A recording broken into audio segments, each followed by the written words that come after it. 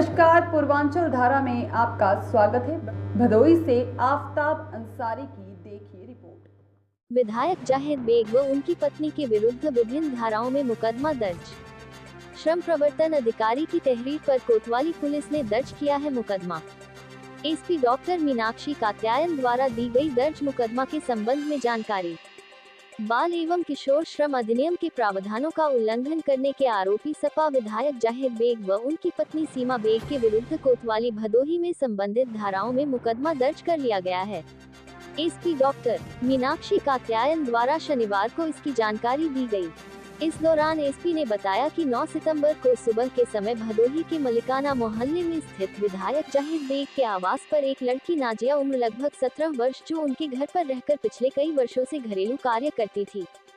मकान के सबसे ऊपर तल पर बंदशुदा कमरे में फंदे से लटकता शव बरामद हुआ था।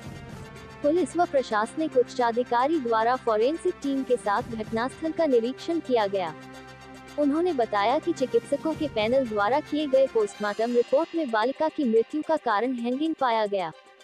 घटनाक्रम में जांच के दौरान एक तथ्य प्रकाश में आया कि विधायक के आवास पर एक अन्य नाबालिग बच्ची उम्र करीब 15 वर्ष विगत 2 वर्षों से रहकर घरेलू नौकर के रूप में कार्य कर रही थी।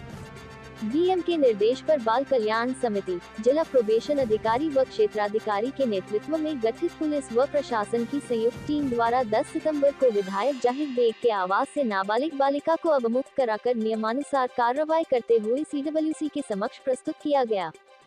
समिति के अध्यक्ष के आदेशानुसार मुक्त कराई गई बालिका को राजकीय बाल गृह बालिका खुलदाबाद प्रयागराज भेजा गया है।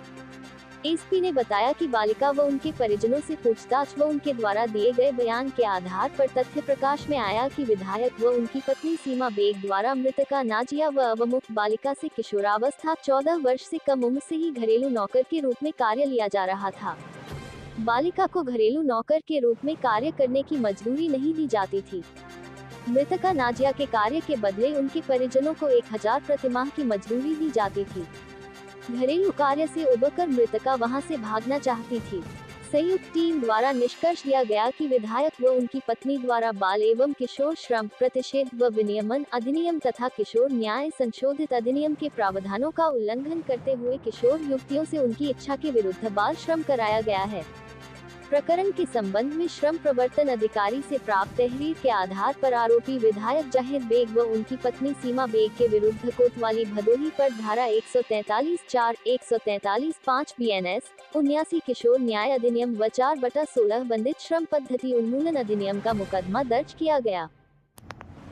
देखिए, थाना भदोही क्षेत्र अंतर्गत दिनांक 9 सितंबर को ये सूचना मिली थी कि लोकल एमएलए के घर में 3rd फ्लोर पे एक लड़की जो कि 17 वर्षीय उनके यहाँ घरेलू काम करती थी और 6-7 वर्ष से उनके यहाँ रह रही थी, उसने फांसी लगा ली थी और उसकी मृत्यु हो गई थी।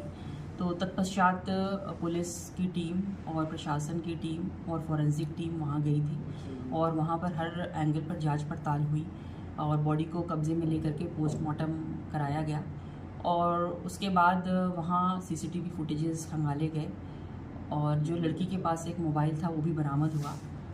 कई लोगों के उसमें बयान लिए गए और उसमें जो एक और लड़की थी जो उसके साथ काम करती थी, जो कि 15 वर्षीय बालिका थी, वो नाबालिग लड़की थी और उसको फिर जॉइंट टीम के द्वारा, जो अपने AHTU की टीम होती है और लेबर की टीम होती है और लेबर डिपार्टमेंट की टीम और जो CO हैं, जो नायब तहसीलदार हैं, मजिस्ट्रेट हैं, उन सभी के प्रेजेंस में वहाँ पे एक रेड की गई थी और इस नाबालिग बच्ची को भी वहाँ से रेस्क्यू किया गया था। जो बातें सामने आई उन बातों पे जो प्रथम दृष्टया कई जो अपने अधिनियम हैं उसका उल्लंघन पाया गया, जैसे लेबर एक्ट का इसमें उल्लंघन पाया गया और बॉन्डेड लेबर जैसी यहाँ पे स्थिति जो है इनके घर में चल रही थी।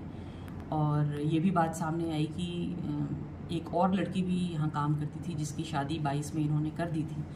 तो नाबालिग बच्चियों को घर पे रख करके और उनसे घरेलू काम करके, तो इसमें शोषण की बातें भी जो जॉइंट टीम की जो रिपोर्ट है उसमें सामने आई है।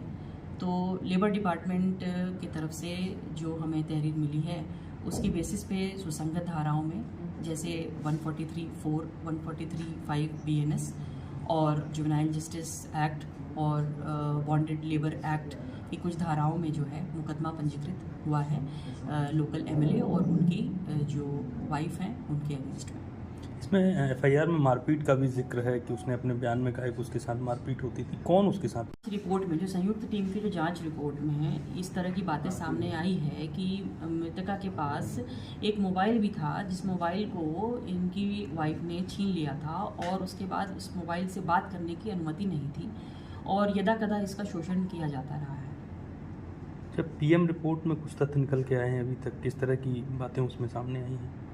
देखिए, पीएम रिपोर्ट में तो प्रथम दृष्टया एंटीमॉर्टम हैंगिंग ही आया है, लेकिन पुलिस हर बिंदु पर जांच कर रही है। यह पता लगाने का कोशिश किया जा रहा है कि इसने जो है अल्टीमेटली जो फांसी लगाई वो किन परिस्थितियों में लगाई और जो तथ्य सामने आएंगे उसमें संभवतः इसमें धारा की भी बढ़ोतरी की जाएगी और विधिक कार्रवाई की जाएगी। सब्सक्राइब कीजिए हमारे चैनल को और बेल आइकॉन को दबाइए हमारी लेटेस्ट वीडियो सबसे पहले देखने के लिए।